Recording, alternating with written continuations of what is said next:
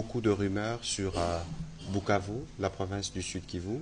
Est-ce qu'il y a moyen de nous donner quelques détails de la situation générale dans cette province?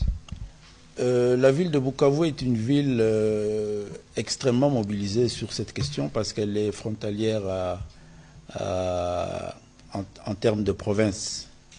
Elle est frontalière au Nord Kivu. En termes de ville elle-même, elle est frontalière au pays qui nous agresse, au Rwanda.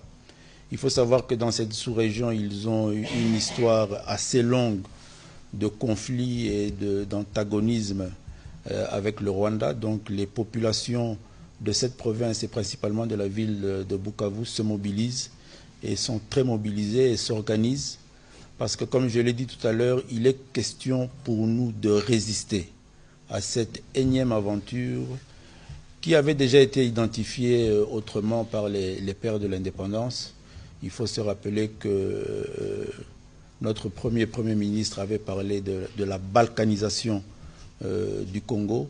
C'est toujours dans cette même œuvre que nous sommes en train de subir ces affres, cette guerre.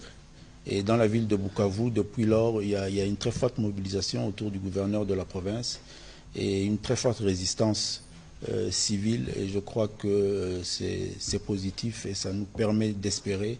Les forces armées congolaises aussi s'organisent pour défendre le territoire. Dans le territoire de Calais, il y a eu les derniers jours ici des combats qui ont permis à ce que nos forces armées puissent récupérer certaines localités.